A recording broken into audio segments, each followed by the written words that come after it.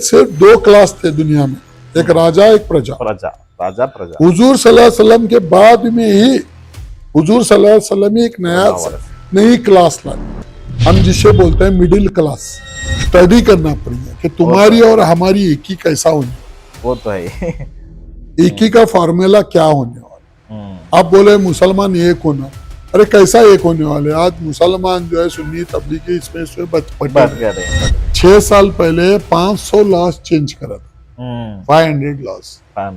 अभी कम से कम 1000 loss change हुए। मोदी साहब की भाषा में इसको बोलते हैं अर्बन नक्सलिज्म। एडवर्टाइजमेंट भी ब्याज है। अरे इस्लामिक बैंकिंग के नाम से बहुत सारे लोग चालू करे, लेकिन नतीजा क्या हुआ, सबके सब ठग निकले। सब जो है पूरे मुसलमानों को ही ठगे। 115 करोड़ तो गए रहे। तो जब एक नहीं पेट्रोल का 1 रुपए बढ़ता है तो हम 25 रुपए देते हैं, वो 115 रुपए देते हैं सेविंग कर। उसमें लड़की का क्या काम। ये फ्रांस के रेवोल्यूशन के अंदर ये लाया कि दीन अलग दुनिया अलग। अच्छा। इसका तोता जो है वो है ब्याज। है। अगर हम तो वो ब्याज, वो तोते की अगर मुंडी मोड़ेंगे तो पूरी दुनिया एक रात में ठीक ठाक हो सकती। चीज की कीमत नहीं घटती, पैसे की कीमत डाउन होती है। महंगाई से सिर्फ बैंक का फायदा होता है, किसी का भी फायदा नहीं। महंगाई सब में बड़ा ब्याज है। साल में एक बार कंपाउंड होता है, हाफ ईयरली होता है। अब ये 3 नमूने का ब्याज हुआ। अच्छा। चक्रवृद्धि में 3 नमूने का, पूरी दुनिया में एक भी उलमा को मालूम नहीं। अच्छा। एक बहुत बड़ी अफसोस की बात। आपको कितने मालूम है? आप नहीं, देखो ये कुरान को रिसर्च करने का ऐसा इदारा पूरी दुनिया में काम ही नहीं बना। अस्सलाम वालेकुम। आज के इस खास पॉडकास्ट में हमारे साथ एक ऐसी शख्सियत मौजूद है जो सिर्फ सियासत या लीडरशिप तक महमूद नहीं है, बल्कि लिखने और सोचने के मैदान में भी अपनी पहचान रखते हैं। हमारे मेहमान दस्तगीर इब्राहिम आगा साहब हैं, जो इंडियन यूनियन मुस्लिम लीग के वाइस प्रेसिडेंट हैं। इन्होंने सिर्फ एक नहीं बल्कि कई अहम किताबें लिखी हैं, जिनमें सोसाइटी, इकोनॉमी और सिस्टम पर गहरी बात की गई है। आज हम उनकी जिंदगी के सफर से शुरू करते हुए उनकी लिखी हुई किताब 200 ईयर्स ऑफ इकोनॉमिक स्लेवरी और उनके तजुर्बे पर खुलकर बात करेंगे। ये गुफ्तगू हमें सोचने, समझने और आज के दौर के इकोनॉमिक और सोशल मसाइल को समझने का मौका देगी इंशाल्लाह। चलिए शुरू करते हैं। अस्सलाम वालेकुम जी सर। वालेकुम सलाम रहमतुल्लाहि बरकातहू। जी सर, क्या खैरियत से हैं? अल्हम्दुलिल्लाह खैरियत से। मैं सबसे पहला ये ब्रॉडकास्ट और आपका मैं बहुत तहे दिल से शुक्रिया अदा करता हूँ कि आप हमारी जो बुक को समझने की और समझाने की जो आपकी कोशिश है आवाम में, इसके लिए मैं बहुत बहुत शुक्रिया अदा। जी, आपका भी बहुत शुक्रिया करते हैं कि आपने हमें अपना कीमती वक्त हमें दिया है। और इसी पर चलते हमें अब हमारा शुरू करते हैं कि आपकी जो किताब आपने लिखी है, आपने और भी बहुत सारी किताब लिखी है, लेकिन हम पहली किताब आपकी जो ये है 200 ईयर्स ऑफ इकोनॉमिक का, इसके ऊपर हम बात करेंगे। आपसे पहले सवाल ये है कि इस किताब के रिलेटेड आपने इस किताब को लिखने का फैसला क्यों किया था? ये किताब जो है, एक्चुअली किताब ऐसा लिखना हमारा कुछ प्रोफेशनली नहीं है। जी। हम तो हमारे एक खानदानी हमारा बिजनेस के लोग, बिजनेस में था। खानदानी हमारा बिजनेस है। हमारे परदादा के जमाने से हमारी फर्म है और पिछले 200 साल से हमारा खानदानी बिजनेस है। तो हमारा ऐसा कुछ लिखने का में नौकरी पेशा तो क्या नहीं है, बिजनेस में ही है। लेकिन जब हमारी एक 2008 में जब इकोनॉमिकल क्राइसिस आई दुनिया में, जी, जैसा अमेरिका के अंदर एक डिप्रेशन आया और वहाँ के एक बहुत बड़ी पुरानी एक 100 साल लेमन ब्रदर्स कर कोई एक फर्म थी जी, वो उठ गई, वो बैंकरप्ट हो गए। तो ऐसा क्यों होता है? तो ये बात मुझे है कि इसके अंदर क्या साजिश हो सकती है। और एक बेरिंग्स करके बैंक थी, वो 350 साल पुरानी बैंक थी। वो टाइम में वो भी डूब गई, ऐसे बहुत सारे बैंकिंग डूब गए। तो बहुत सारे दुनिया के ऊपर उसका इफेक्ट आया, लेकिन इंडिया पे भी थोड़ा उसका इफेक्ट हुआ, लेकिन इंडिया उसमें बच गया। जी। ये बात को मैं सोच के मैं थोड़ा इन्वेस्टिगेशन करने लगा, थोड़ा पढ़ाई करने लगा इसके ऊपर। ये 2010 में मेरे कुछ ऐसा आर्टिकल्स ऐसा थे, वो सबको एक कंपाइल करे तो एक बुक की शक्ल होने लगी। जी। हालांकि ये सब्जेक्ट बहुत बड़ा सब्जेक्ट है, जी, बहुत बड़ा सब्जेक्ट है, लेकिन इसको ना अभी कोई पढ़ेंगे भी नहीं, समझेंगे भी नहीं। इसके लिए मैं क्या कर रहा हूँ, उसको छोटा एक ये इतनी बुक है छोटी जो है, एक समझो के 35 पेजेस की लिखी है आपने। 35 पेजेस के अंदर ही पूरा उसको समेटने की कोशिश करे सर। जी। तो ये वो बुक, तो फिर वो 2010 में वो बुक लिखे गई वो, लेकिन उसको ऐसा प्रिंटिंग करना ऐसा कुछ आपका सोच नहीं था। इरादा नहीं था। फिर 1-2 साल तक है कि नहीं, हमारे दोस्तों में और हमारे बहुत सारे लोगों में हमारी चर्चा होती रही। बहुत सारे हमारे जो दोस्त थे वो बोले कि ये जो तेरी बातें हैं उसे एक बुक बना। तो बुक को कंपाइल करके भी रखे, फिर भी प्रिंटिंग करने का ऐसा कुछ नहीं था। फिर वो हमारा न्यू ईयर मनाते हैं, पहले मुहर्रम को जो है हमारा इस्लामिक न्यू ईयर मनाते हैं।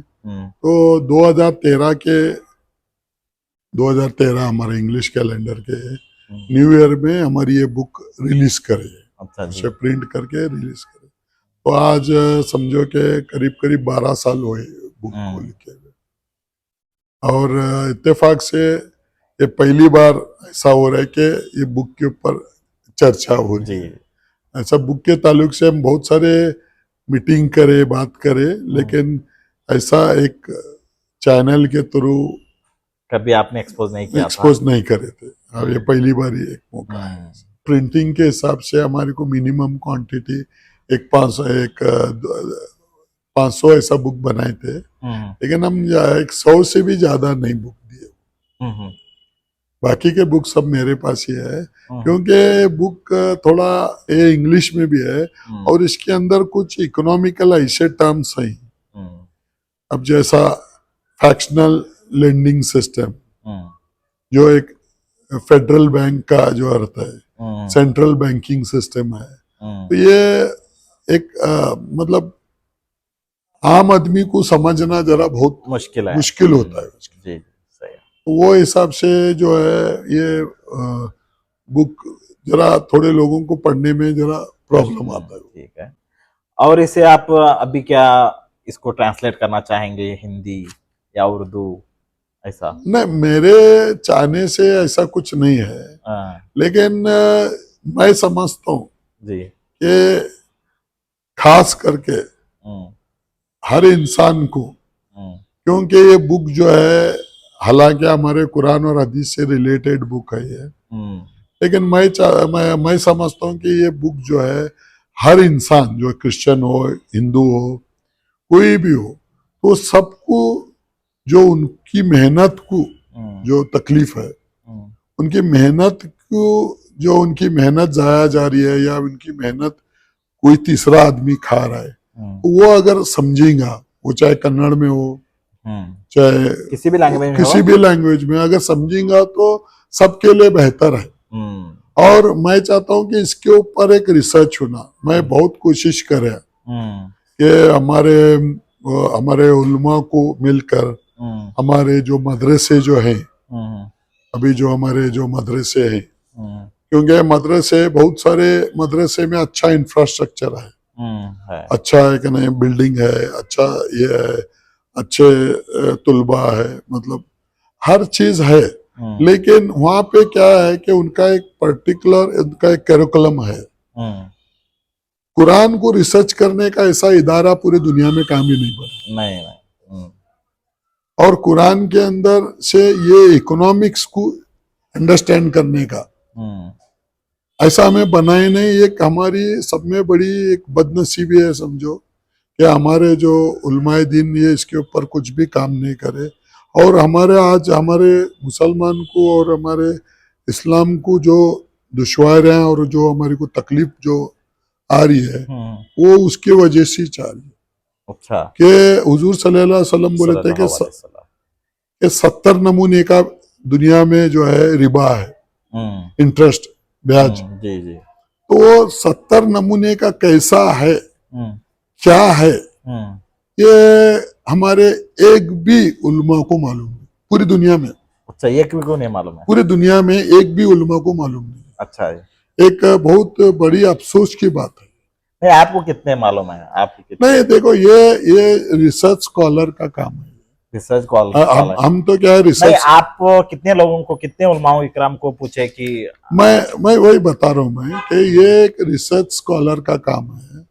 और ये रिसर्च स्कॉलर बोले तो ऐसा नहीं, उसको भी उसका भी पेट रहता है, उसको भी उसका मुआवजा देकर उनको रिसर्च कराना पड़ता है। तो वो रिसर्च का मुद्दा है।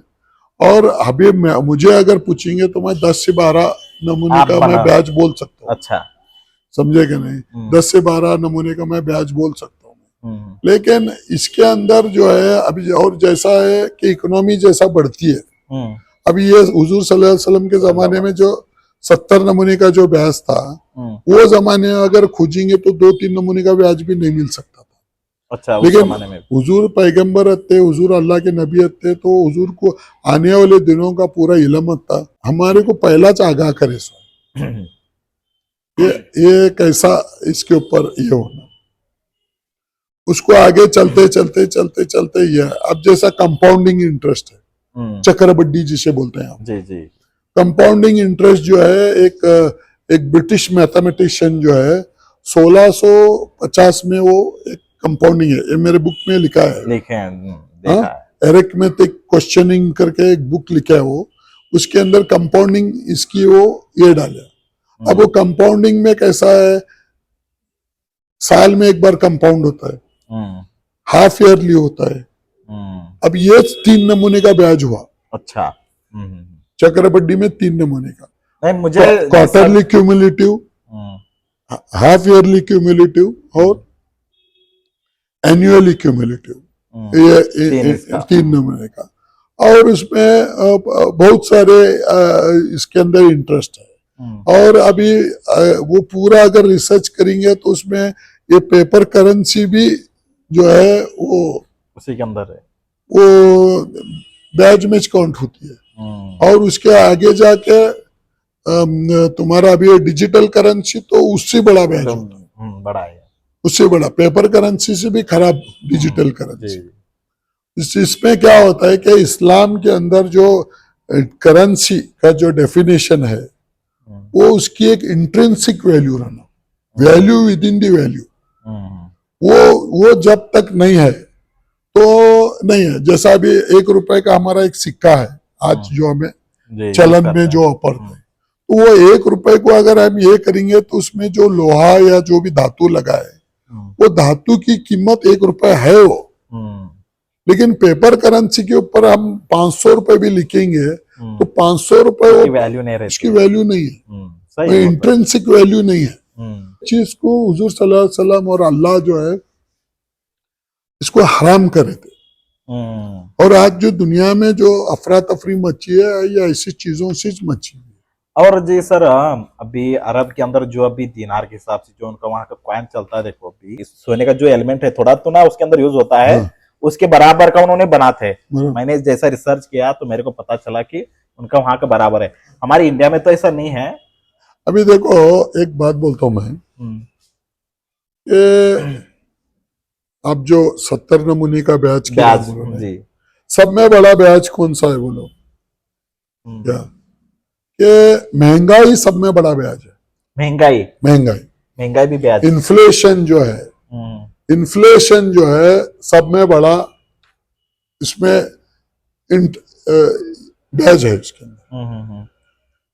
और इन्फ्लेशन से दुनिया में किसका भी फायदा नहीं होता, सिर्फ एक ही इंस्टीट्यूशन का फायदा होता है, वो है बैंक। महंगाई से सिर्फ बैंक का फायदा होता है, किसी का भी फायदा नहीं होता। हाँ, वो थोड़ा बहुत तो एक 1.1% ऐसा आप बोल सकते हैं। जैसा अभी हम तेल के व्यापारी है, तेल का रेट बढ़ने वाला है, तो मैं एक 2-4 गाड़ी में होल्ड कर रहा हूं, तो उतना मेरे को फायदा हो सकता है। लेकिन मेजर फायदा जो है वो सिर्फ बैंक का होता है, और वो महंगाई भी, जो इन्फ्लेशन भी ब्याज है। क्योंकि अभी एक फॉर एग्जाम्पल हुजूर के जमाने में एक दिनार को, एक एग्जाम्पल बोल रहा हूं मैं, एक दिनार को एक गाय आती थी समझो, एक बकरा आता था समझो, समझे कि नहीं, एक दिनार को ही। तो आज भी अगर वो एक दिनार देंगे नहीं, आज भी बकरा आता है। तो महंगाई का मतलब हमें क्या बोलता है, चीज की कीमत बड़ी बोलते हैं, जो गलत है, वो शब्दिज गलत है। अच्छा, चीज की कीमत नहीं घटती, पैसे की कीमत डाउन होती है। लेकिन इसमें मैं और पूछना चाहता हूं कि अभी अवाम का यह है कि अब जैसा सब, अब जनरेशन जैसा बदलता जा रहा है, हर एक चीज में अब बढ़ोतरी जो होती जा रही है, हर एक का कीमत बढ़ रहा है, हर एक का जो अमाउंट है, वैल्यू है, वो बढ़ने वाला ही। इसमें इंटरेस्ट कैसा तुम बोल सकते हैं करके पूछ सकते हैं अवाम। देखो कैसा है, अभी फॉर एग्जाम्पल आपके आपके एक मार्केट में एक दुकान लिया, एक 100 स्क्वायर फीट का दुकान लिया, 100 स्क्वायर फीट का, और उसके अंदर आप समझो 1 लाख रुपए का अनाज भरे समझो, 1 लाख का अनाज भरे समझो जी। 1 लाख का अनाज जब भरेंगे आप, चावल समझो, एक समझो कि आप एक 500 गुनी आप रखे, और अगले साल जब उसकी कीमत में एक 10% इजाफा हुआ, तो वो आपको अगले साल वो 500 गुनी नहीं आने वाली, आपको 450 गुनी आने वाली, वो 1 लाख रुपए। और अगले साल जब ये हुईगा तो आपको जो 450 गुनी नहीं आने वाली, तो आपको आने वाले 390 गुनी। सही। तो 3 बरस का एवरेज करेंगे तो वो पहले बेस एवरेज को और अभी के एवरेज को कम से कम जो है एक 50% से 40% का आपको डिफरेंस आने वाला, और वो आपको 500 के 500 गुनी आपको करना है। आपको वो 100 स्क्वायर फीट का दुकान को आपको भर को रखना है, तो आप क्या करेंगे कि बैंक से आप लोन लेंगे। जी जी। तो लोन जब ले रहे हैं आप, तो उसका आप यू हैव टू पे इंटरेस्ट। नहीं, वो तो किसको जरूरत है वो उन्हें उन्हें ही लोन लेगा, जिसके पास माल है तो उन्हें क्यों लोन लेगा? नहीं, आप नहीं समझे, जो लोन की जरूरत सबको पड़ती है, वो एकाध देखो, ये जिसे इसको क्या बोलते हैं, channel of distribution from manufacturing end to consumer, final consumer. ये जो चैनल के अंदर जो है, आदमी हजारों हाथ बदलते हैं, इसके बदलते हैं। उसके अंदर एक कुली वाले का भी रोल रहता है, माल चढ़ाने का, ट्रांसपोर्ट में माल उतारने का, ट्रांसपोर्ट। तो एक आध आदमी लोन नहीं लिया तो उससे कुछ मतलब नहीं है वो। आप यकीन नहीं मानेंगे कि फॉर एग्जाम्पल ये जो चश्मा है, ये जो चश्मा है, ये चश्मे के अंदर जो है इसकी कीमत समझो 500 रुपए है, तो इसमें कितने % इंटरेस्ट रहेगा? ऐसा तो मैं बोल नहीं सकता, इसके अंदर मैं बताता हूं, मैं एक एवरेज 5,500% इंटरेस्ट इसके अंदर इन्वॉल्व है। अच्छा। जो मैन्युफैक्चरिंग एंड अभी जहां से जो अभी तेल निकल रहा है, ये पेट्रोकेमिकल है, प्लास्टिक का है, तो वहां से लेके आज तक आगे सब हर हेड के ऊपर, हर लेवल के ऊपर इंटरेस्ट ऐड होता है। वो एक आध आदमी कौन भी स्किप करा रहेगा, वो उसमें नहीं आता वो। इस हिसाब से देखेंगे तो सर, आज हर एक तुमको ऐसा ही मिलेगा कि वो जो भी है अभी उन्हें भी वैसा बड़ा चढ़ाकर अभी माल बेच रहा है, या उन्हें भी कुछ खरीदा हो तो उन्हें भी क्या इंटरेस्ट के इसके अंदर ही उन्हें मुब्तला हुआ, क्या ब्याज के अंदर उन्हें भी ये हुआ? नहीं, देखो इस्लाम के अंदर जो है हमारा प्रॉफिट फिक्स्ड है, प्रॉफिट ले सकते हैं, जैसा एक हजरत उमर का जमाने में एक बात आई थी कि जब बाजार बना था, जब हुजूर सल्लल्लाहु अलैहि वसल्लम जब मदीना पहुंचे तो हुजूर सल्लल्लाहु अलैहि वसल्लम 3 काम करे। एक तो पहला मस्जिद नबी को सेंट्रल कमांड बनाए जी हाँ। और दूसरा जो काम करे वो जो मदीने के अंदर जो है बाजार था वो यहूदिया जिसमें लूट खसोट बहुत करते थे, उनको मिस्र को तो उन्होंने हुजूर क्या बोले कि तुम्हें उसके बाजू की गली में एक नया बाजार बनाओ जिसमें पूरे ईमानदारी से काम होना। तो जब हुजूर के बाद में जब हजरत उमर का जब दौर आया तो वो जब बाजार के अंदर कोई सस्ता माल बेचने की कोशिश कर रहा था, हजरत उमर तक जब बात आई तो बोले कि उसको बाजार में से निकाल के बाहर बेचो। अच्छा। क्योंकि बाजार को टूटने नहीं देना, बाजार में हमारी एक तरीके से मार्केट को स्टेबल रखना, एकदम ज्यादा मुनाफा भी लेने का नहीं, कम मुनाफा भी लेने का नहीं, क्योंकि व्यापारी भी इंसान है। राइट।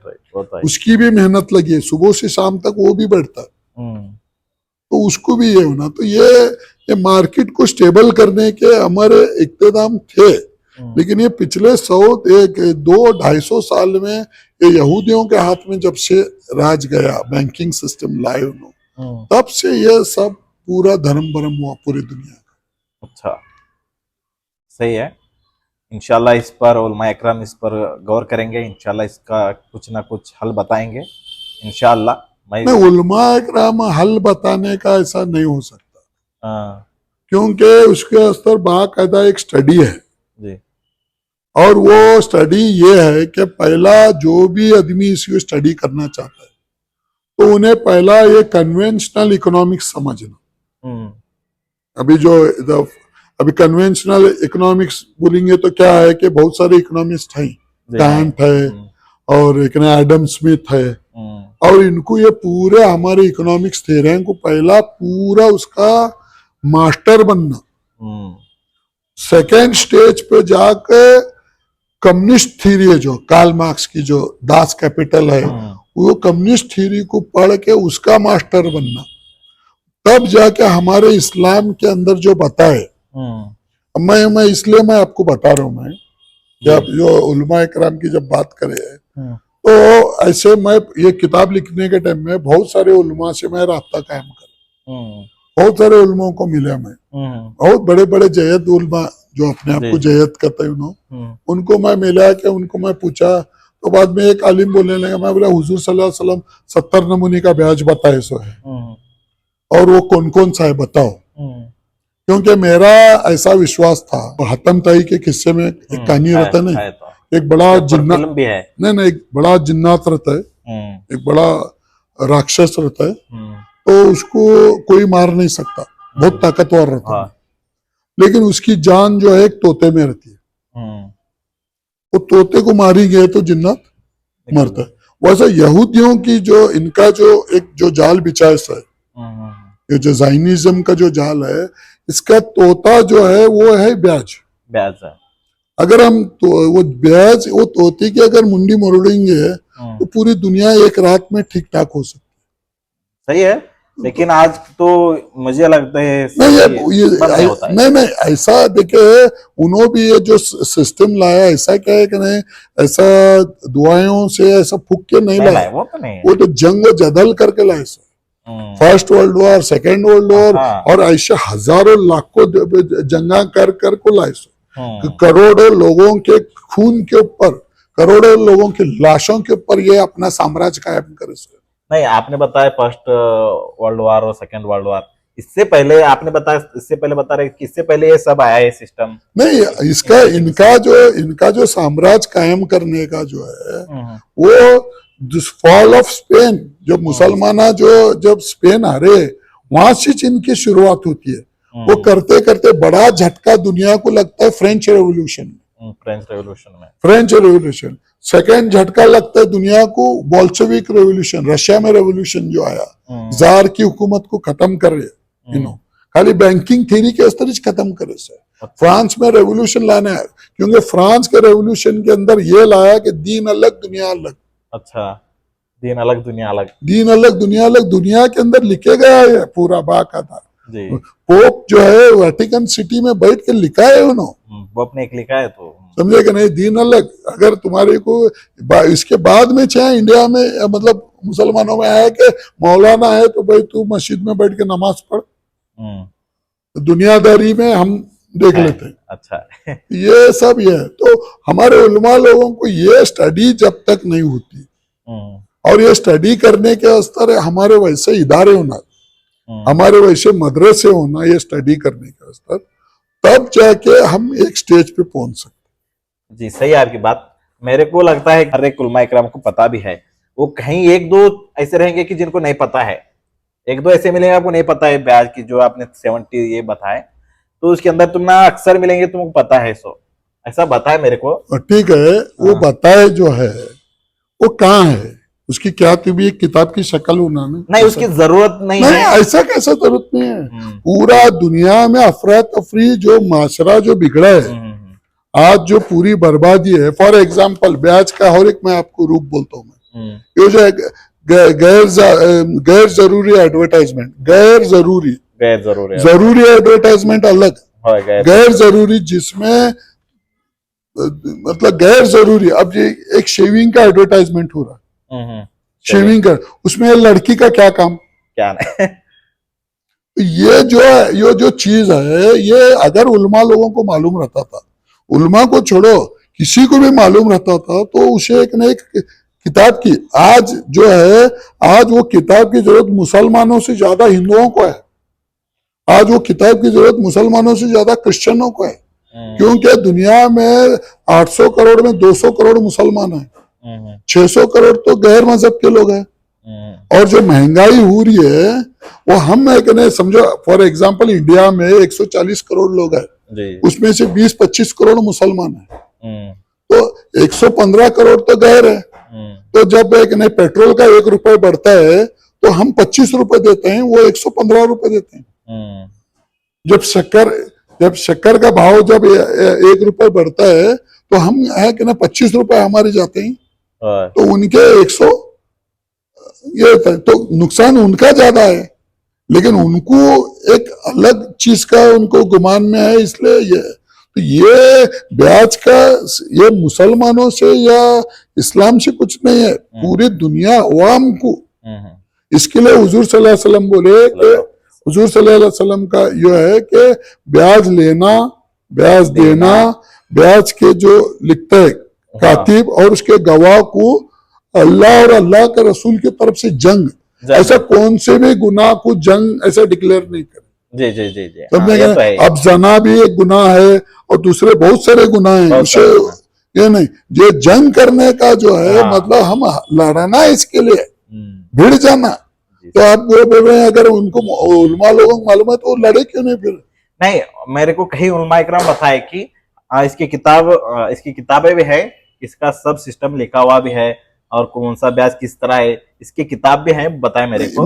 मुझे देखिए, मैं एक नहीं जमात इस्लामी का मैं इसमें गया, उनका एक शांति प्रकाशन करके है, अच्छा, शांति पब्लिकेशन करके जमात इस्लामी का मंगलूर से, उनकी बहुत सारी किताबें शाया होते हैं, मैं उनके भी किताब लाया, मौलाना मौदूदी की भी किताब में पढ़ा, अच्छा, ये इंटरेस्ट को लेके। तो वहां पे एक ना ऐसा उन्होंने भी इंटरेस्ट की तरफ एक ना बहुत ये करे, और क्योंकि वो भी ये सब्जेक्ट में उनको ज्यादा उनकी ये नहीं थी, उनका काम दूसरा था, वो करे, लेकिन वो इशारतन बताए कि तुम अगला काम करो। जी, ये एक आदमी का काम नहीं है, नहीं, समझे क्या नहीं? तो मैं ये कोशिश करा कि बहुत सारे मदरसों में मैं जाके बोला कि तुम्हारे इतने क्लासेस हैं, एक क्लासेस में एक शोबा ऐसा कायम करो जिसमें जो इंटरेस्टेड है, जो तुलबा इंटरेस्टेड है उनको ही ये काम में पाओ, जो तुलबा मेडिकल में इंटरेस्टेड है, तो हमारे जो तिब्बी है, तिब्बे नबी है, तो तिब्बे नबी के ऊपर रिसर्च करो।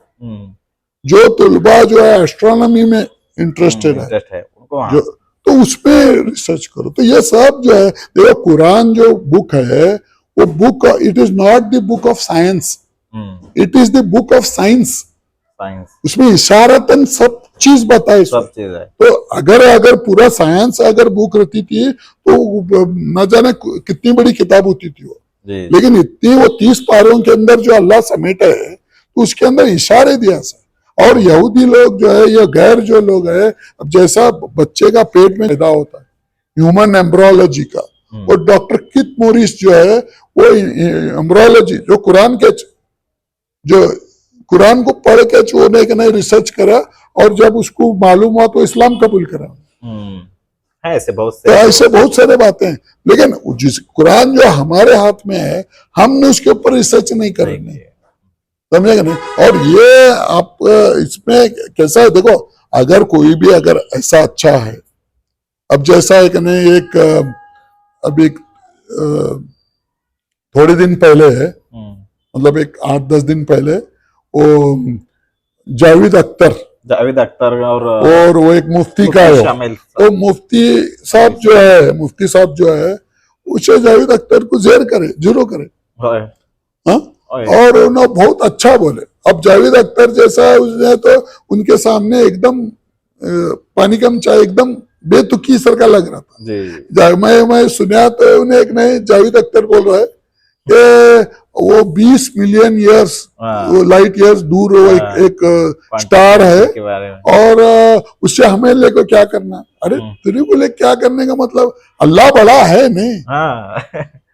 और आज हमारे को साइंस मालूम नहीं है, हो सकता है हमारे को कौतुक भी उसकी जरूरत पड़ेगी, समझेगा नहीं। तो ये बहुत सारे बातें हैं, लेकिन हमारे सब्जेक्ट के ऊपर अगर हमें ये करेंगे। हाँ, बहरहाल जो भी हो, जावेद अख्तर साहब इसमें उनका जो पॉडकास्ट हुआ, जो उन्होंने डज गॉड एग्जिस्ट के नाम से ये इवेंट किया गया था, तो उसमें उन्हें बहुत सारे सवालों के जवाब नहीं दिए जावेद अख्तर साहब ने भी, तो इसी पर उन्होंने हार मान ली है। ऐसे हम चलते हैं कि जो भी हो, आपने जो भी बताया कि हमें लास्ट टाइम जो हमें पॉडकास्ट किए थे उसके बाद में मेरे को बहुत सारे उलमा इकराम बताया कि हमारे पास बहुत सारी किताबें भी हैं, और इसी के साथ में आपको कोई कुछ पूछना है तो हमें हमसे राब्ता करिए, बोले। राब्ता करने की बात ही नहीं है, देखो जी जी, राब्ता करने की बात ही नहीं है, क्योंकि वो जो बात है वो किसी के घर की बात नहीं है। नहीं वो तो वो कुरान और हदीस की ही बात है। जी जी,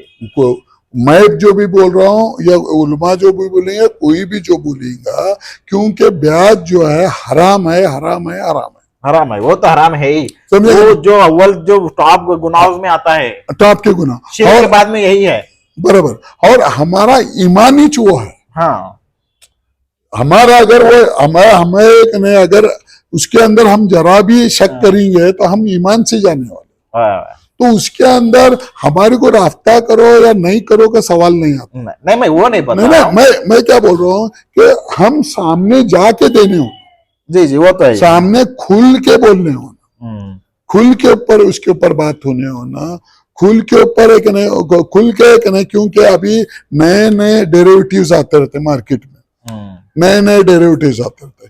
अभी म्यूचुअल फंड्स है, और स्टॉक्स के अंदर बहुत सारे बातें है, ये है। हाँ, तो ये अभी जो एक नया अभी मेटा है, अभी गोल्ड बुलियन ट्रेडिंग हो रहा है, कमोडिटी मार्केट है। तो अभी एक भी हमारे ये जो है हमारा वो बोले नहीं अरे इस्लामिक बैंकिंग के नाम से बहुत सारे लोग चालू करे, लेकिन नतीजा क्या हुआ, सबके सब ठग निकले। सब जो है पूरे मुसलमानों को ही ठगे। अरे इस्लामिक बैंकिंग के नाम से बहुत सारे लोग चालू करे, लेकिन नतीजा क्या हुआ, सबके सब ठग निकले। सब जो है पूरे मुसलमानों को ही ठगे। जैसा एक बेंगलुरु में IMA हुआ, वो 50,000 करोड़ रुपए खाली मुसलमानों को ही ठगया हो। हाँ, वो हीरा गोल्ड करके एक औरत जो है हैदराबाद की, वो भी मुसलमानों को ही ठगी। हलाल इकोनॉमिक्स, हलाल फाइनेंस करके उनका बेसिक गलत। मैं इसलिए बोल रहा हूं, मैं जब बुक लिखा, जब मैं बुक लिखा, बहुत इंपॉर्टेंट बात मैं आपको बता रहा हूँ। जी जी, क्या तो तब मुझे ये मालूम हुआ कि जो 70 नमूने का ब्याज है जी, वो हुजूर के जमाने में तो उतना नहीं था। आज से 100 साल पहले भी उतना रहेंगे, एक 15-20 नमूने का ब्याज रहेगा। लेकिन आज जो है, आज भी मैं समझता हूँ कि पूरे 70 नमूने का ब्याज नहीं आया। मेरे हिसाब से। जी जी। आई मे बी रॉन्ग, मैं गलत भी हो सकता हूँ, हम्म, इसके क्योंकि रिसर्च का काम है।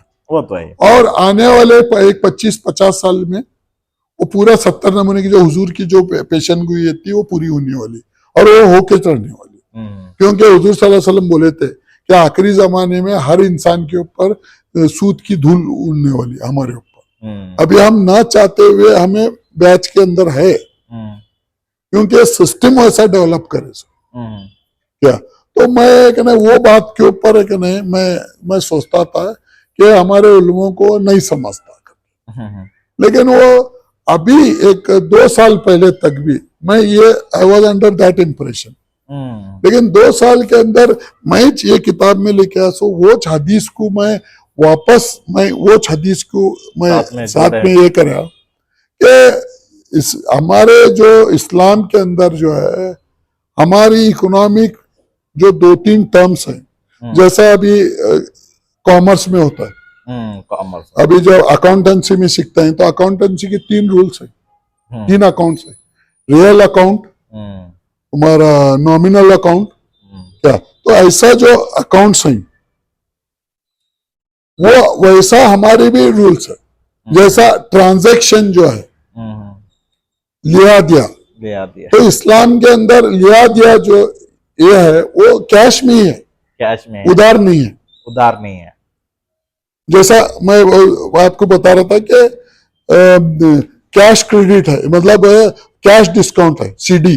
कैश डिस्काउंट भी ब्याज में ही आता है, क्या। तो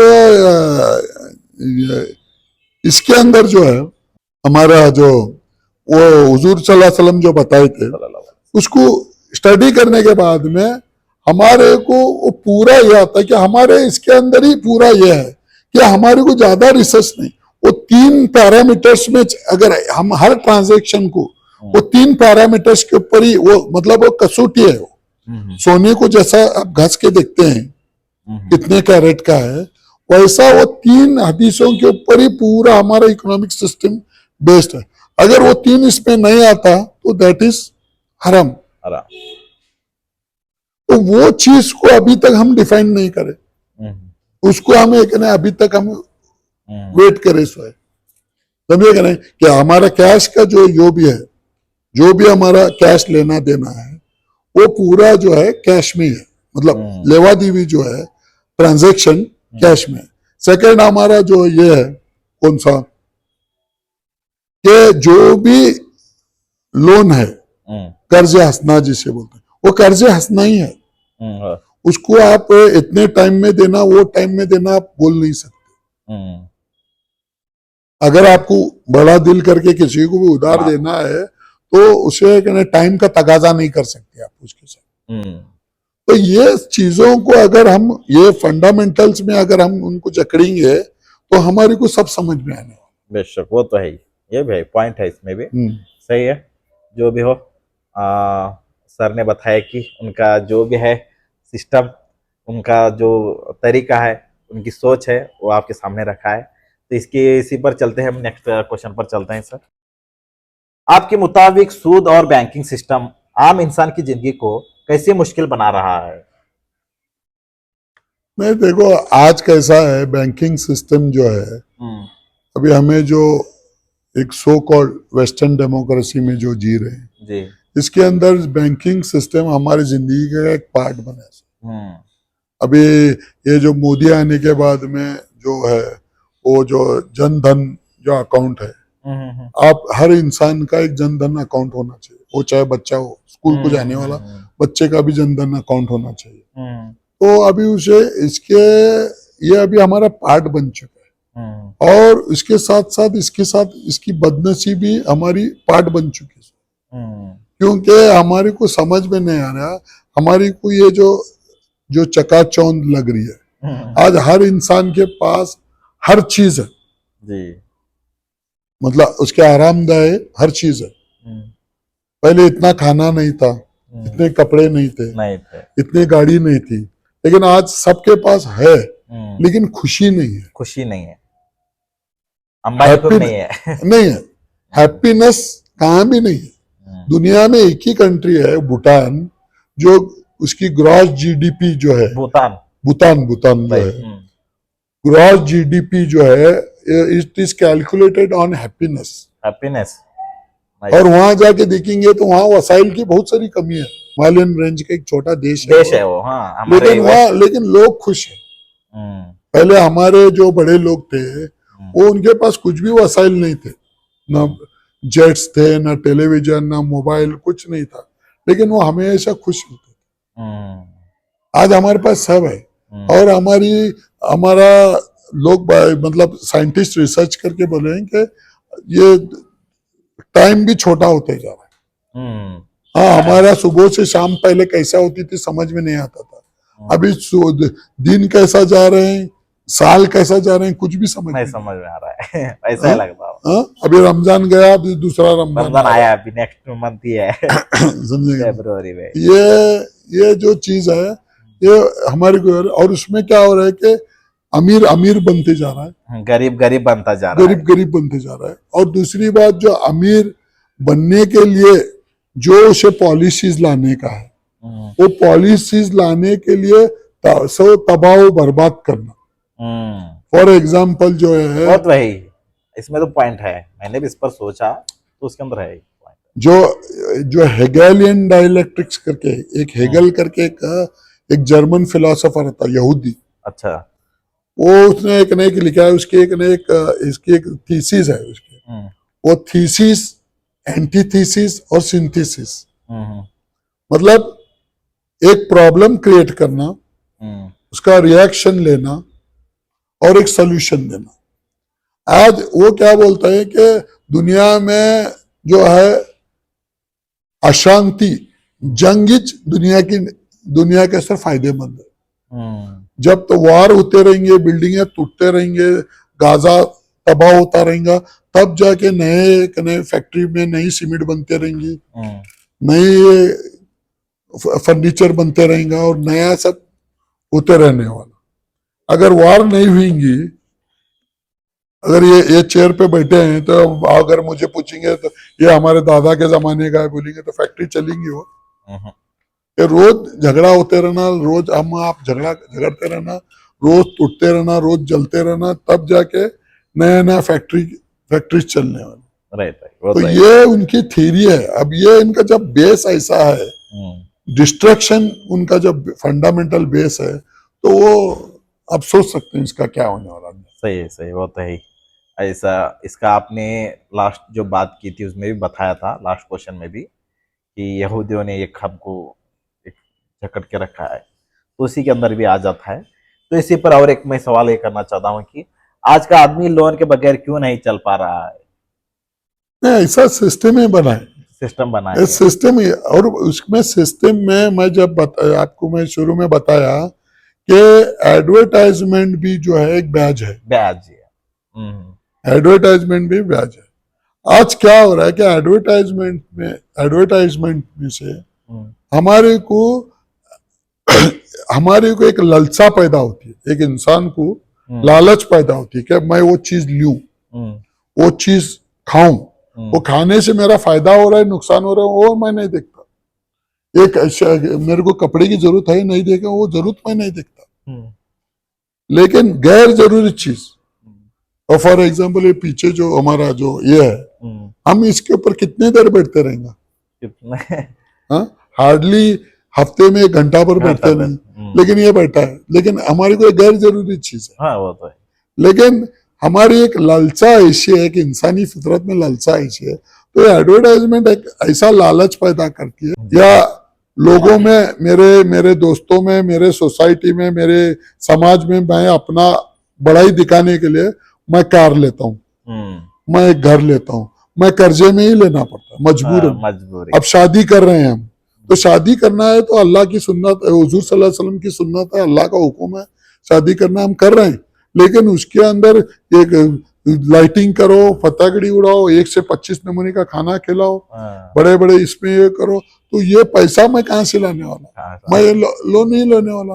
और उसमें क्या, चलो एक आदमी के पास है, अंबानी पास पैसा है, वो खर्च कर रहा है, लेकिन मेरा स्टेटस बड़ा करने के लिए मेरे बच्चे मेरे ऊपर दबाव डालते थे, क्योंकि वो व्हाट्सएप में देखते रहते हैं दूसरे में देख के मेरे को भी ऐसी शादी करना है। शादी करना है। हाँ। तो वो जबरदस्ती से, तो हमारी को लालच से ही हम, वो तो है ही लालच बुरी बला है जी, वो तो है ही। अगर इससे सब लोग बाज आ जाए तो बाज आना बाज चाहिए। बाज हम देखिए, इससे बाज आने का हमारे पास कोई यूनिवर्सिटी नहीं है। यूनिवर्सिटी नहीं है ऐसी। आज हार्वर्ड में पढ़ो या लंदन स्कूल ऑफ इकोनॉमिक्स पढ़ो या IIM, इंडिया में IIM है, IIM अहमदाबाद है, IIM बेंगलोर है, IIM में ये बातें नहीं सिखाते। IIM में जितने हो सकते उतना इंडस्ट्री लगाओ और पैसा कमाओ, एडवर्टाइजमेंट करो, तुम्हारी को जरूरत नहीं सो चीज बेचो, ये IIM में सिखाते हैं। जरूरत नहीं सो चीज नहीं लेना, उसकी जगह है मस्जिद। राइट। वो मस्जिद में ये बातें नहीं हो रहे नहीं। सही है, यूनिवर्सिटी की जरूरत है, आपका कहना ये समझेगा नहीं। मस्जिद के अंदर से ये इस्लाह के बातें जो है, ये जो शैतानी फितने के बातें हैं, वो मस्जिद से ही इस्लाह हो सकती है। और एक गरीब को गरीब ही बना देता जाता है। सही है। तो इसी पर चलते हैं, मैं आपको अगला सवाल ये करना चाहता हूँ कि आपने किताब में बताया कि कैपिटलिज्म और कम्युनिज्म दोनों फेल हो चुके हैं, ये दोनों क्यों नहीं चल सके? नहीं, इसके अंदर जब कार्ल मार्क्स भी वो स्टडी कर रहा था, कार्ल मार्क्स, उसके बाद में अल्लामा इकबाल भी बोले थे। मतलब मैं हमारे लोगों को समझने के लिए मैं बोल रहा हूँ, मैं बहुत सारे ये है कैपिटलिज्म अपने वजन से नीचे गिरने वाला।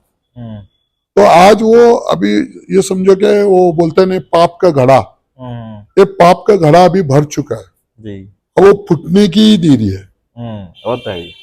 वो फुटने की देरी है। अब वो फुटेगा कैसा? ये थर्ड वर्ल्ड वॉर और वो जो होने वाले जो चीजें हैं, वो रेवोल्यूशन, वो चीजों से फुटने वाला।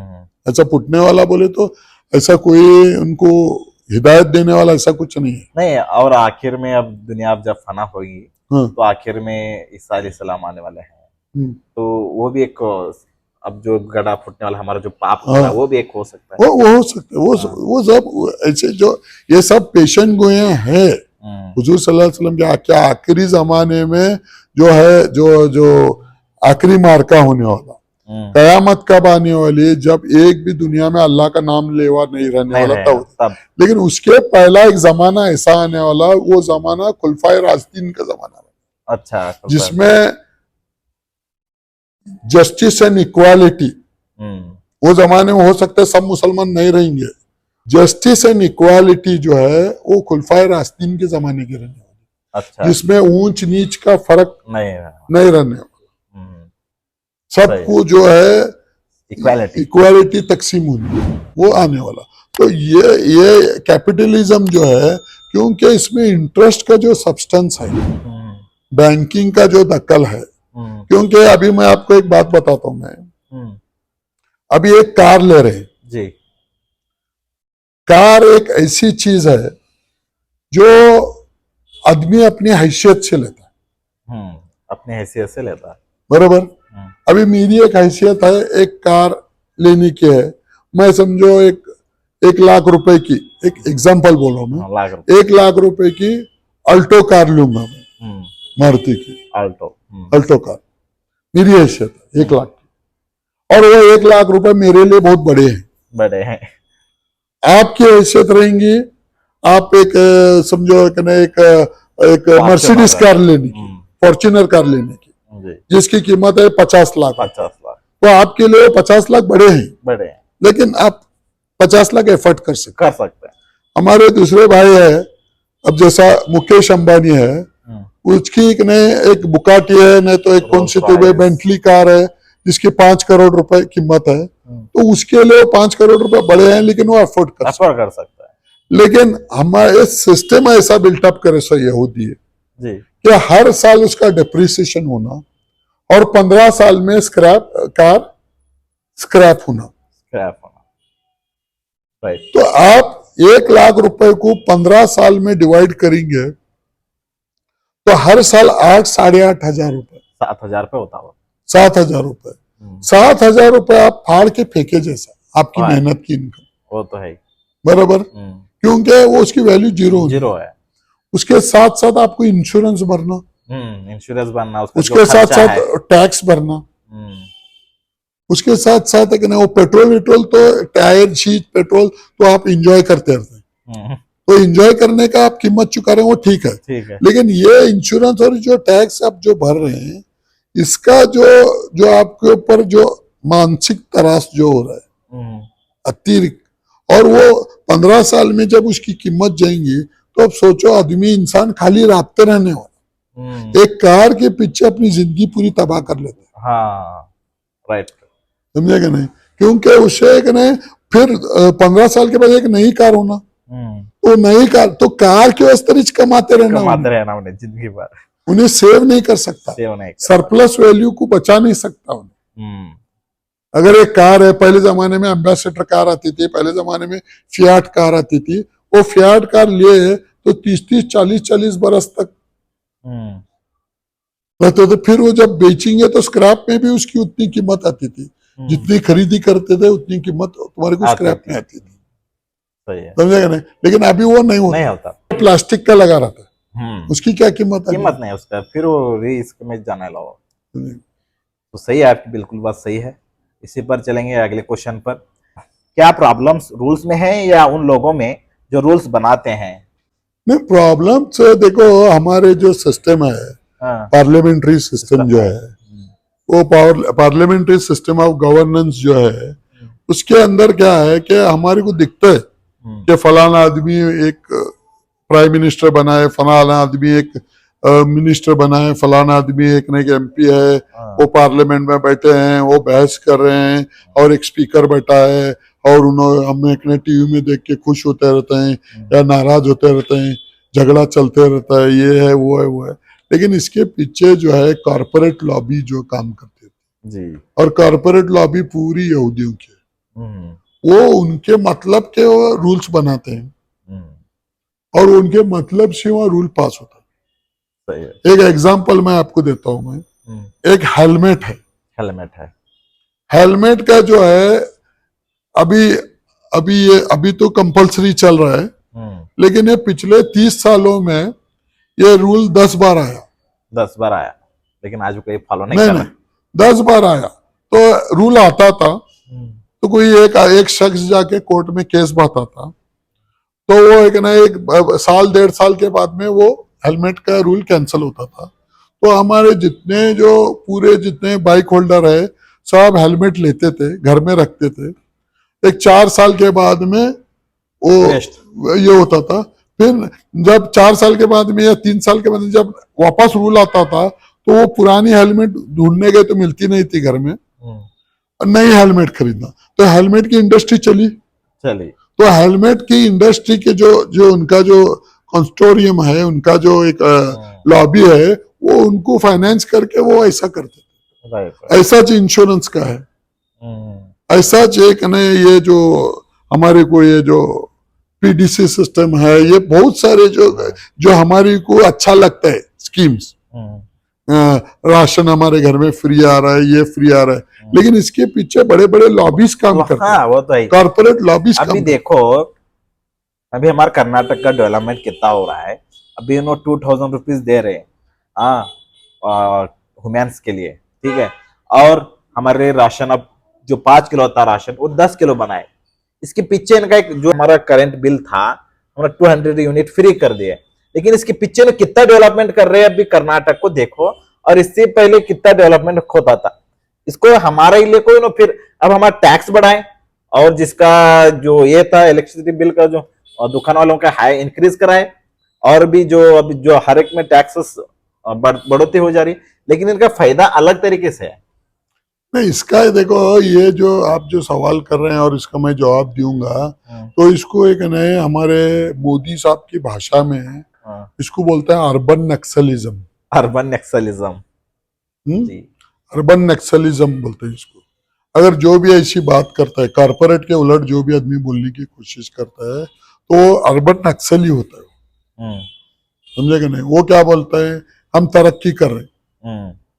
अब क्या क्या कीमत के ऊपर तरक्की हो रही है, कितने लोगों को हमें मार के हमारी तरक्की हो रही है, ये कौन नहीं जानता।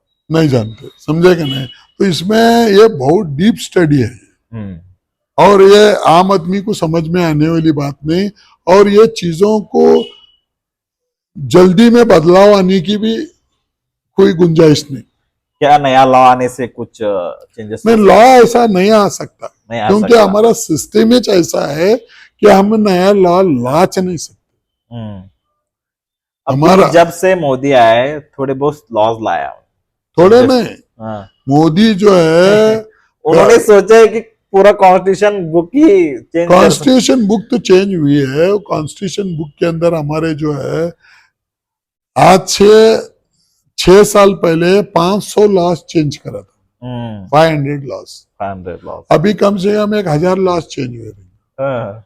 हमारे को 100 मालूम भी नहीं है 1000 लॉज चेंज हुए सर, हमारे को मालूम भी नहीं है। नहीं मालूम है हमारे को मालूम मेरे को नहीं। भी बहुत से हाँ। लॉज नहीं मालूम है नहीं, वो मालूम होना जरूरी भी नहीं है।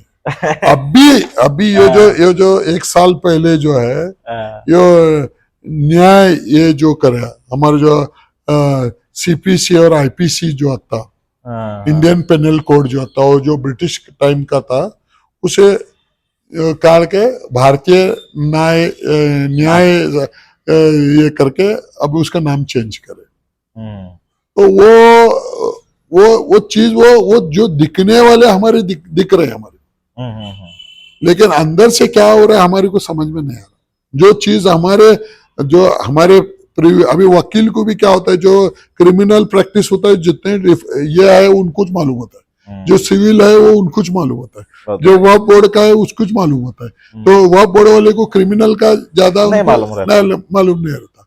बैंकिंग के अंदर कितने सारे चेंजेस है, समझेगा नहीं। अब जीएसटी के अंदर कितने सारे चेंजेस है। लास्ट 2 मंथ्स पीछे ही बहुत से चेंजेस लाए उन्होंने। चेंजेस लाए। ठीक है, आगे बढ़ते हैं। इस्लामिक इकोनॉमिक सिस्टम को आप सॉल्यूशन बताते हैं, ये सिस्टम आज के दौर में कैसे काम कर सकता है? नहीं, Islamic economic system is only the solution. Okay, समझेगा नहीं। इसके अलावा हर एक का भी सिस्टम दुनिया में, दुनिया की निजात के स्तर और the solvation of the world, ऐसा कौन सा भी सिस्टम हो नहीं सकता, आ नहीं सकता। अच्छा, अब इस्लामिक सिस्टम को अमल में लाने के लिए ये समझो कि लोहे के चने चबाने का, लोहे के चने चबा जैसा, समझेगा नहीं। और कोई भी सिस्टम दुनिया में आता है तो ऐसा दुआओं से या इस्ती से नहीं आता, उसको एक ना जंगो जदल करना ही पड़ता है। अच्छा, उसे एक ना एक अपने आप को चीजों के साथ एक ना हमारे को भिड़ना ही पड़ता है, लड़ना ही पड़ता है। बगैर इसके बगैर संघर्ष के चीज हासिल नहीं हो सकती। नहीं हो रहे आजकल तो उतना नहीं नजर समझेगा नहीं, आजकल नहीं, हर जमाने में, समझेगा नहीं, हर जमाने में। जब मूसा अलैहिस्सलाम का जब जमाना था, जब फिरौन जो है वो यहूदियों को तकलीफ दे रहा था, तो यहूदी लोग बहुत ज्यादा थे तादाद में। इस मूसा अलैहिस्सलाम बोले उनको कि हम एक फौज बना के हम उनको लड़ के उनको हरा सकते हैं। यहूदी लोग बोले हम नहीं लड़ने वाले। जब उनको लेके निकले मूसा अलैहिस्सलाम, जब वो रेड सी जब आई, तो यहूदी लोग और कंप्लेंट करने लगे, अरे पीछे फिरौन आ रहा है, आगे समंदर है, कैसा जाने वाले, तो तेरा अल्लाह हमारे को ये करे। तो उन्होंने वो आशा डाले समंदर ये हुआ। तो वो मिरेकल्स उनके जमाने में, हुजूर सल्लल्लाहु अलैहि वसल्लम के जमाने में ये नहीं। जंगे बदर हुई, हुजूर सल्लल्लाहु अलैहि वसल्लम के जमाने में 72 जंगे हुई। जो खुद 34 जंगे खुद हुजूर सल्लल्लाहु अलैहि वसल्लम अपने हाथों से लड़े, बाकी के जंगे जो हुजूर कमांड करे। तो वो चीजों को रेवोल्यूशन लाने के लिए ऐसे बहुत सारे चीजों से ये होता है, और ये दुनिया में ये काम चला है। अच्छा है कि नहीं, दुनिया में जो है बहुत सारे लोग है कि नहीं, इसके ऊपर रिसर्च चला है। अभी ये जो यूक्रेन कॉन्फ्लिक्ट है, रशियन कॉन्फ्लिक्ट है, ये कहां तक जाने वाला किसी को मालूम नहीं, ये इसका एंड नहीं है इसका। ये जो आपने बताया कि सिस्टम क्या सिर्फ मुसलमानों के लिए या हर एक के लिए है? पूरी इंसानियत के स्तर पूरे पे, इंसानियत पूरी के लिए है। इंसानियत के स्तर पे। बिल्कुल सही। इसमें मुसलमान तो मैं बोल रहा हूँ नहीं, अब 800 में 200 करोड़ मुसलमान बोले हैं तो 25% मुसलमान है जी, सही है। 75% तो गैर मुस्लिम ही है नहीं। इंशाल्लाह हम मुसलमान एक होकर अगर ये सिस्टम को, इकोनॉमिक सिस्टम को अच्छे तरीके से हम करेंगे, जो हमारे नबी जो जिस तरह हमारे बताया है उस सिस्टम से हम करेंगे, तो इंशाल्लाह ये टैक्स का हो या कोई हम जो कर्ज लेते हैं उसका जो इंटरेस्ट का हो, ये सब मामला इंशाल्लाह सॉल्व हो सकता है इंशाल्लाह। नहीं, इंशाल्लाह हो सकता है लेकिन और होने वाला भी, और इंशाल्लाह। मेरा ईमान है, हाँ। हमारा ईमान है कि वो होने वाला ही रहे, और ये उसका ये। लेकिन देखो आज हमारी जो जो आप है, मैं हूँ, और ये जो हमारे जैसे सोचने वाले हैं, जी। कोई भी हो, वो चाहे आलिम हो या कोई भी हो, अगर ऐसा सोचना है तो पहला हमारे को एक स्टडी करना पड़ेगा कि तुम्हारी और हमारी एक ही कैसा होने वाला, वो तो है। एक ही का फॉर्मूला क्या होने वाला। आप बोले मुसलमान एक होना, अरे कैसा एक होने वाले, आज मुसलमान जो है सुन्नी तबलीगी इसमें बटे रहे, और बहुत सारे हमारे हजारों इसके अंदर हम बटे हुए, लेकिन एक करने के लिए हमारे पास एक फॉर्मूला होना है, क्योंकि इकोनॉमिक्स ही पॉलिटिक्स चलती है, पैसे से पॉलिटिक्स चलती है, क्योंकि सामने के दरवाजे से मुफलिसी घुसी तो पीछे के दरवाजे से ईमान जाता है। बिल्कुल समझे? वही है, वैसा ही है। गरीबी सामने के दरवाजे से घुसी तो पीछे के दरवाजे से ईमान जाता है। तो ये चीजों को हुजूर सल्लल्लाहु अलैहि वसल्लम से पहले दुनिया में दो क्लास थी, एक राजा, बोले तो उसके चंद लोग, समझो, एक नहीं एक 10,000 का एक शहर है समझो, उसके अंदर 100 लोग, नहीं 100 से भी कम, एक 50 लोग जो है राजा और उसके माँ बाप, उसके भाई बहन, वो जो ऐसा है वो ऊपर है, बाकी के प्रजा, और राजा जो है उनका भगवान, उसकी पूजा करना। लेकिन हुजूर सल्लल्लाहु अलैहि वसल्लम आने के बाद में जो हम जिनको हमें रहमतुल्लाह आलमीन बोलते हैं जी, उसका रहमत का मतलब क्या है? बरकत। बरकत, बरकत जो है पूरी दुनिया में हर घर में गई। हुजूर सल्लल्लाहु अलैहि वसल्लम के जमाने के बाद में, अगर मेरा चैलेंज है, आप कौन से भी सिविलाइजेशन को स्टडी करो जी, जो हड़प्पन नहीं, ये जो रोमन सिविलाइजेशन रंदे, ग्रीक सिविलाइजेशन रंदे, ये इजिप्शियन सिविलाइजेशन रंदे, स्टडी करो, उसके अंदर आपको क्लियर मालूम होने वाला कि सिर्फ दो क्लास थे दुनिया में, एक राजा एक प्रजा। राजा प्रजा। हुजूर सल्लल्लाहु अलैहि वसल्लम के बाद में ही हुजूर सल्लल्लाहु अलैहि वसल्लम एक नई क्लास लाए, हम जिसे बोलते हैं मिडिल क्लास। मिडिल क्लास, समझेगा नहीं? आज मिडिल क्लास के, आज मिडिल क्लास का डेफिनेशन, आज एक 10 करोड़ का मालक रहा तो भी उन्हें मिडिल क्लास ही, समझेगा नहीं? समझे?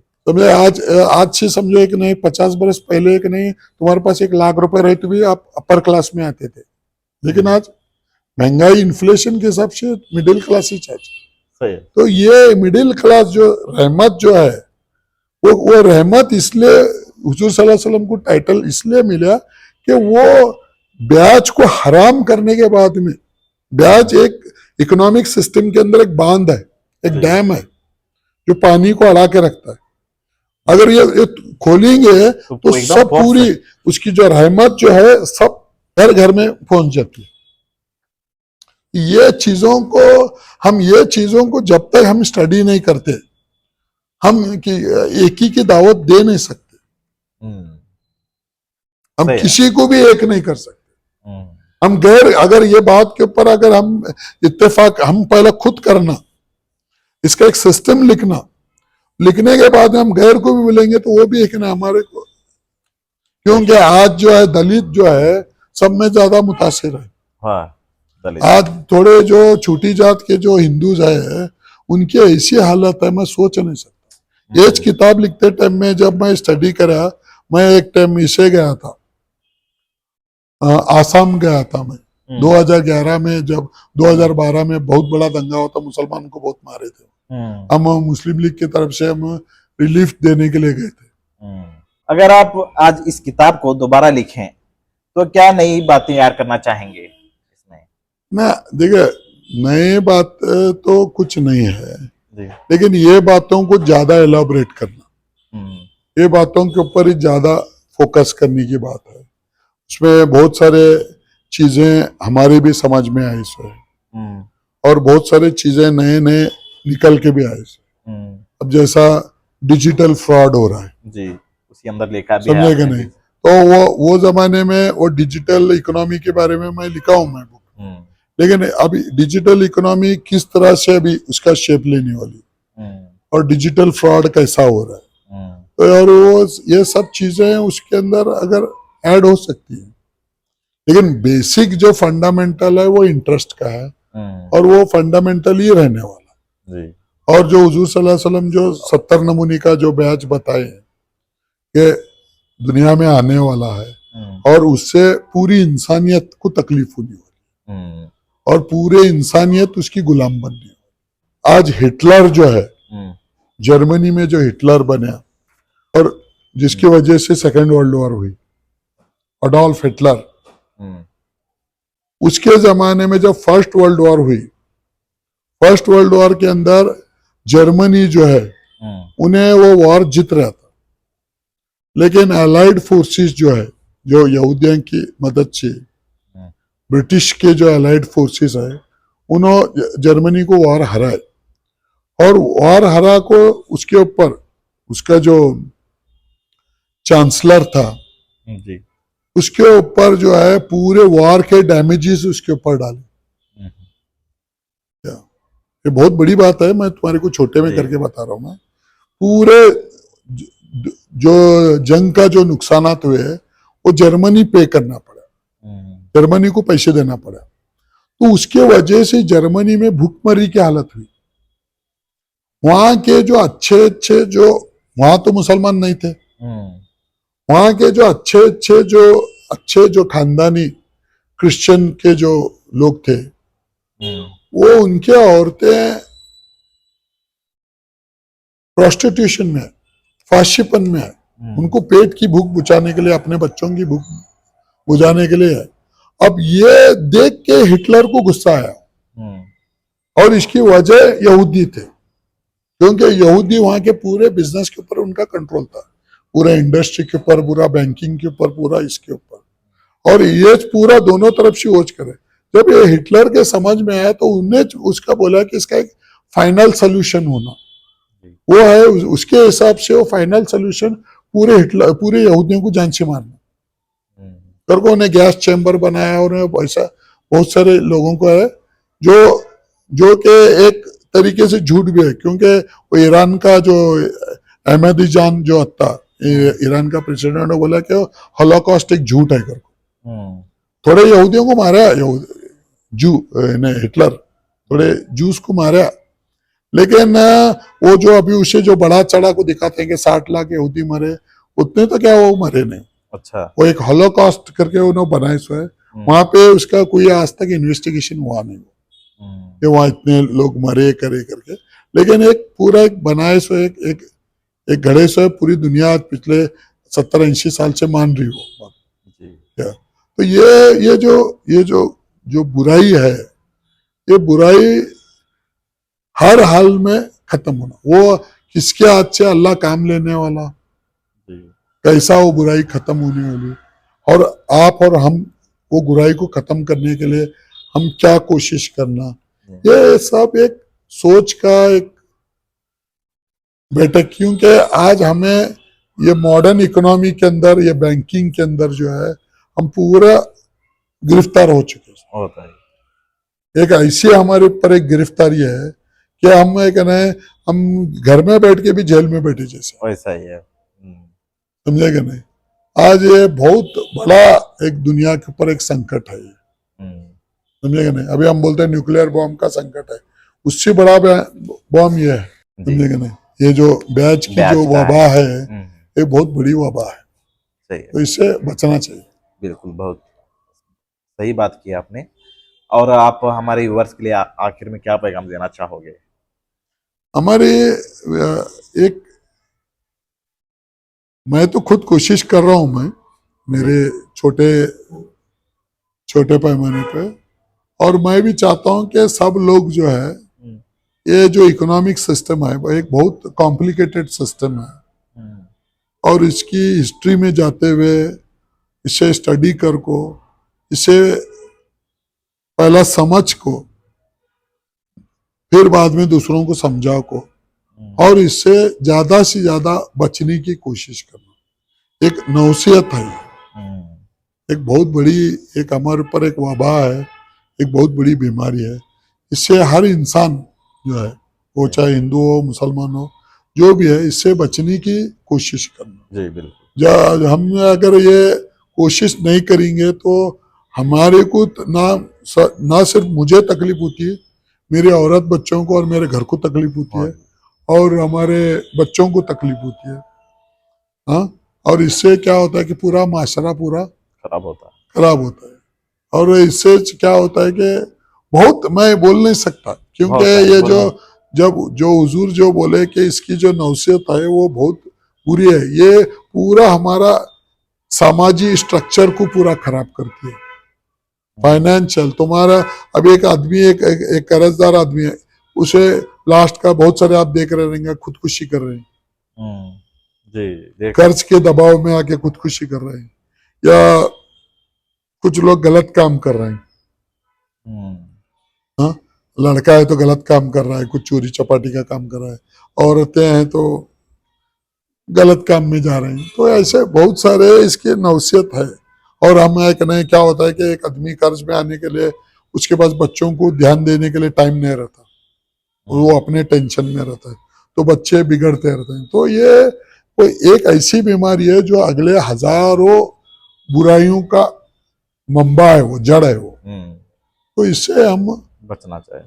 बचने के लिए हमारे को समझना जरूरी है। बिल्कुल, वो तो है, ये समझेंगे तो ही हम समझना। और ये क्या है कि इसके लिए एक हमारे पास एक ऐसा इदारा नहीं है, हमारे पास एक ऐसा मदरसा होना जो ये सब चीजों को सिखा सके, समझा सके। स्टडी करना, पहला समझना, फिर बाद में अगर हमारे समझ में आया तो समझाना, तो हम दूसरों को हम समझा सकते। सही है। तो हमारे को, क्योंकि हुजूर के जो 70 ये है, आज हमारे को क्या है ऐसा आज तक हमारे को मालूम नहीं, समझे कि नहीं। ये सब चीजों को ये करने के लिए हम कोशिश करना। बिल्कुल जी, आप देखें हमारे सर ने बताया कि किस तरह हम इसको सॉल्यूशन निकाल सकते हैं इसके बारे में। तो आप सर का बहुत शुक्रिया। और इसी तरह आज की जो गुफ्तगू से ये बात वाज़ेह होती है कि लिखना सिर्फ लफ्ज़ों का काम नहीं है, बल्कि जिम्मेदारी का भी काम होता है। सर आपका बहुत शुक्रिया, आपने अपना कीमती वक्त हमें दिया। और इसी पर हम अगले एपिसोड में एक नई शख्सियत के साथ में एक नई इंटरेस्टिंग बात को लेकर आएंगे। तब तक के लिए मिलते हैं। अस्सलाम वालेकुम। वालेकुम सलाम।